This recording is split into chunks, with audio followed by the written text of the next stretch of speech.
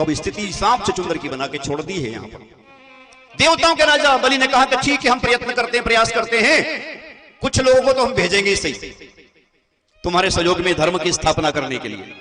समझते जाना, समुद्र मंथन की कथा का रहस्य है, वो सब लोग समझ रहे, सब गुणीजन बैठे हैं यहां पर, इसलिए अधिक व्याख्या करने की आवश्यकता नहीं। राजा बलि ने कहा कि कुछ लोग तो हमारे जरूर जाएंगे साहब, और कुछ लोग तो ऐसे कट्टर हैं कि हम चाहे मना कर देंगे ना उनको तो भी जाएंगे, मानेंगे नहीं, वो कूट कूट के भरी उनके अंदर। तो गए कुछ लोग, चल दिए साहब कि हम तो चलेंगे साहब समुद्र के मंथन में, हम तो देवताओं के साथ रहेंगे, दानवों का साथ नहीं देंगे।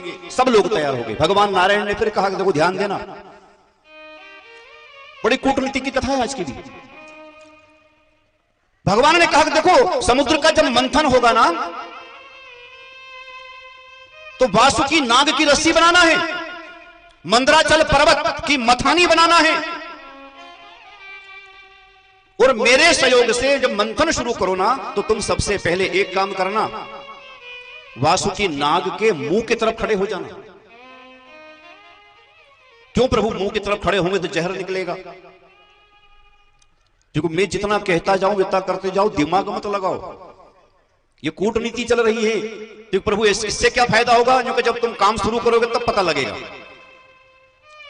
मंथन शुरू होता है, वासुकी नाग की रस्सी बनाई, मंदराचल पर्वत की मथानी बनाई, एक तरफ दानव लोग, राक्षस लोग खड़े हैं, एक तरफ देवता लोग खड़े हैं, सारे देवता खड़े हो गए समुद्र जो नाग था वासुकी नाग उसके मुंह की तरफ। कुछ राक्षस लोग आए जो सहयोग कर रहे थे वो तो वहीं, लेकिन दूसरे जो दूर से देखने वाले थे जो नहीं आए थे, वो सांप चुचुंदर की स्थिति में फंसे थे। वो राक्षस कि जाएं तो शर्म आए, नहीं जाए तो गलत, करें क्या? वो दूर से खड़े खड़े उन राक्षसों से कह रहे जो पूंछ की तरफ खड़े था।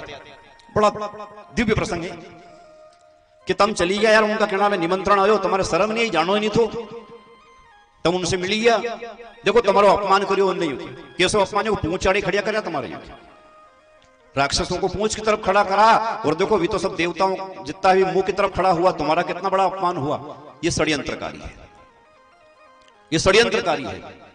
उनको सिर्फ मुद्दा मिल गया उस समुद्र मंथन में विघ्न पैदा करने का कि कैसे भी सनातन समाप्त होना चाहिए। तो सनातन के कुछ लोगों को पकड़ा, सनातन के लोगों को पकड़ने के बाद कुछ प्रमुख लोगों को माध्यम बना के विघ्न भरने की कोशिश की। ऐसे षड्यंत्रकारी कहने लगे कि देखो तुम्हें पूंछ की तरफ खड़ा कराए, हम तो मुंह की तरफ खड़े हैं।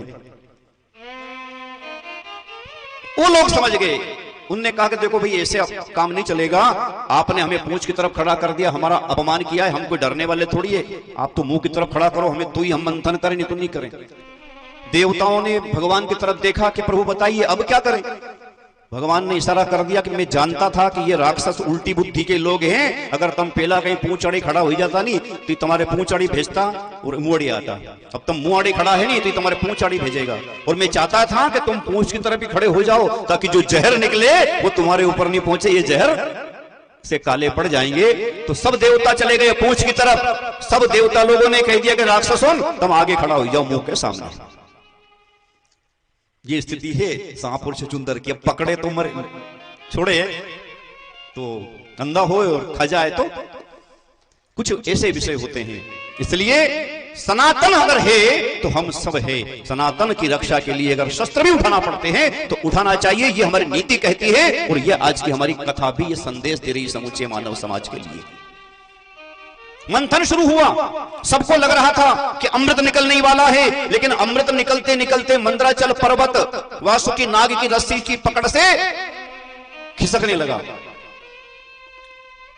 जैसे वासुकी नाग की रस्सी की पकड़ से मंदराचल खिसका, सब देवताओं ने प्रार्थना की भगवान से प्रभु बताइए क्या करें। तब यहां पर भगवान का एक अवतार होता है, कच्छप रूप में अवतार, गुरु अवतार जिसको बोलते हैं। कच्छप अवतार में भगवान प्रकट हुए, मंदराचल पर्वत को धारण किया अपनी पीठ पर। यह शिक्षा दी जा रही है यहां पर कि राम काज करना है, कृष्ण का काम अगर करना है तो कछुआ बनना सीखिए। ये नीति बताती है, और वर्तमान की नीति पे कथा चल रही है अपनी। कछुआ क्या रूप देखा है आपने? जब जरूरत पड़ती है तो गर्दन निकाल लेता बहरे हो, चलना हो थोड़ा आगे तो चार पांव बाहर निकाल ले, उसका ऊपर की पीठ इतनी मजबूत है कि चाहे कितने बम पाकिस्तान गिरा दे लेकिन कोई फर्क नहीं पड़े उसके ऊपर। और बम गिरने के बाद पहुंचे वो कछुआ, बम पहले गिर जाएगा इसके बाद पहुंच जाए, कोई फर्क नहीं पड़ता। कितना ही उसके ऊपर वजन धर देंगे अपन, लेकिन वो टस से मस नहीं होगा। क्यों? क्योंकि जब लगे उसको कि धर्म की रक्षा करने के लिए झुकना पड़े तो वो झुक भी जाए, धर्म की रक्षा करने के लिए शस्त्र उठाना पड़े तो शस्त्र उठा सकता है, सक्षम है। कितना ही प्रहार करो, कितना ही विरोध करे, लेकिन वो उस कछुए का कोई बाल भी बांका नहीं कर सकता, इतनी उसकी पीठ मजबूत है। वो चार ही हाथ पांव अंदर घुसेड़ लेगा ना, फिर जब चाहे वापस बाहर निकालेगा। ये सनातन की रक्षा के लिए कछुए के रूप धारण करने के बाद मंदराचल पर्वत को अपने पीठ पर धारण कर लिया भगवान ने। अब मंथन शुरू हुआ, पीठ के ऊपर घूम रहा है मंदराचल पर्वत और मंथन शुरू हो गया। सबको लग रहा था अमृत निकलेगा, लेकिन निकल आया जहर। जैसे ही विष निकला सब लोग घबरा गए कि अब विष निकला है, क्या करना।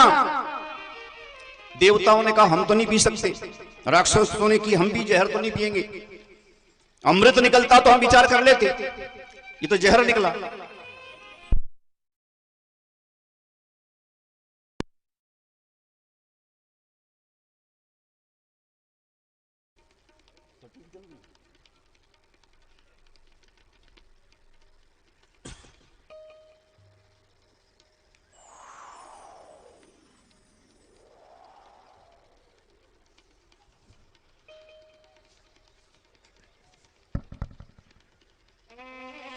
हलाहल विष को देखकर देवता भी घबरा गए, राक्षस भी घबरा गए कि इसको कैसे किया जाए। अब कथा संदेश दे रही है, घर के बच्चे हमारे कोई नया काम करने का प्रयत्न करें और अगर सफलता न मिले तो सारे घर के लोग उसके ऊपर ठीकरा फोड़ देते हैं। सारे घर के लोग कि की थी यार, माने तो है ही नहीं, चलवाने थे, एक सोबत गलत लोगों का बीच में ही। अभी जैसे ये 2 दिन पहले 22 तारीख को भगवान राम प्रतिष्ठित हुए अयोध्या में, और वहां पर इतने लोगों का जमावड़ा हो गया, लेकिन वहां परिंदे ने भी पर नहीं मारा। ये उपलब्धि थी। समुद्र मंथन तो हुआ लेकिन निकला जहर। अब उस जहर को पिए कौन? यानी कि बुराई अगर होती है तो बुराई को कौन ग्रहण करे, बुराई किसके माथे पर थोपे। तब सबने सोचा कि इसमें एक ही व्यक्ति ऐसा है जो इस बुराई को स्वीकार कर सकता है, चाहे कोई गाली बके तो बक ले, अनाचार करे तो कर ले, अत्याचार करे तो कर ले, जो चाहे अपशब्द बोलना है तो बोले। वो अब सारे अपमान को सहन करने वाला एक व्यक्ति है। वो कौन? भगवान शिव। उन्हीं की प्रार्थना है, भगवान शिव प्रकट हो जाते हैं। वो जो विष था भगवान शिव को दे दिया गया और सारा विष भगवान शिव ने धारण कर लिया। और जैसे ही पीने लगते हैं भगवान शिव भोले बाबा, उस जहर को जैसे ही पिया, भगवान को ध्यान आया कि मेरे हृदय में तो मेरे प्रभु श्री राम विराजमान है। अगर ये जहर मैंने अगर नीचे उतार लिया तो मेरे प्रभु श्री राम तक ये जहर पहुंच जाएगा। क्या करना? भगवान शिव ने उस जहर को गले में ही धारण कर लिया। गले में धारण किया है। एक नाम भगवान का, गला नीला पड़ गया था तो नाम क्या हो गया? बोलिए नीलकंठेश्वर भगवान की।